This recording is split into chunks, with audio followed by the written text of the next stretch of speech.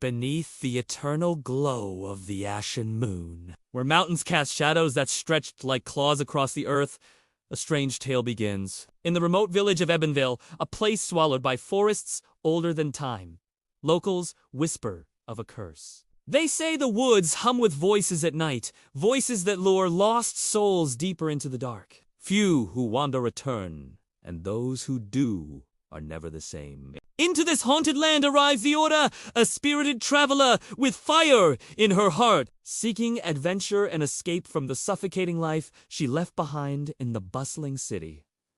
She comes not for the legends, but for the raw beauty of the forgotten valley. Yet fate has other plans. On her first night in Ebonvale, she meets Kale, a mysterious hunter with eyes like storm clouds and scars etched across his arms as though carved by unseen talons. He warns her of the forest, of the ashen moon that never wanes, of the things that whisper her name before she's ever spoken it aloud. His voice carries both danger and longing, as if he himself belongs to the curse. Despite his warnings, Leora feels an inexplicable pull toward him, a pull as dangerous as it is intoxicating. Kale walks the fine line between protector and prisoner, his soul tethered to something in the woods. He confesses in fragments. Once, long ago, he loved a woman who disappeared into the forest, taken by an ancient entity that thrives on desire and fear. Since then, he has wandered the edge of the cursed woods, hunting the shadows yet unable to leave. When Leora ventures too close to the tree line, she hears it the whisper, a voice that mimics Kel's, soft and intimate, calling her deeper. She resists, but the pull is relentless, and soon she and Kale must journey together into the forbidden heart of the forest. The woods are alive with horrors. Trees bleed sap-like tears.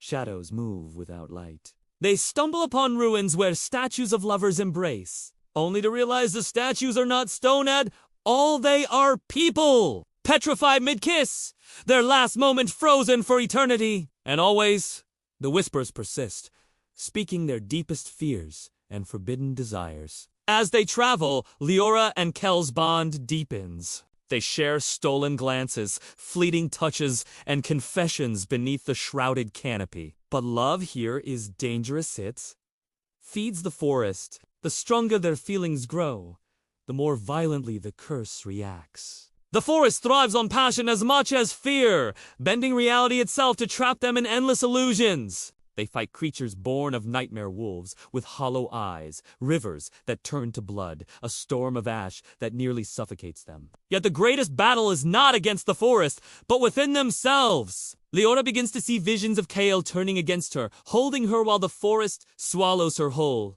And Kale, tormented by guilt of his lost love, fears that loving Leora will doom her to the same fate. At last, they reach the heart of whispers, a clearing bathed in silver light, where an ancient altar stands. It is here the entity reveals itself not in monstrous form, but in the guise of Kel's lost lover, radiant and sorrowful. She offers Kale release.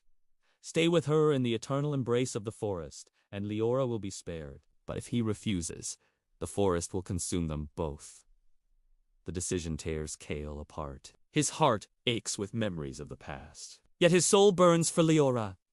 And Leora, trembling but resolute, steps forward. She declares she'd rather be consumed with Kale in the dark than live free without him. Her words ignite something powerful. Their love becomes defiance, a fire stronger than fear. The forest shrieks, shadows twisting in rage.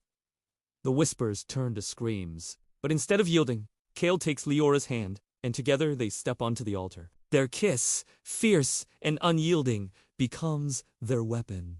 Passion becomes a blade, love becomes fire, and for the first time in centuries, the forest recoils. The ashen moon cracks, spilling light like molten silver across the trees. The curse unravels, statues crumble back into living flesh, and the whispers fall silent. Kale and Leora collapse in each other's arms, exhausted yet alive, bound by love forged in terror and trial. But as dawn finally touches Ebonvale, Kel's storm-gray eyes reveal a truth he's kept hidden.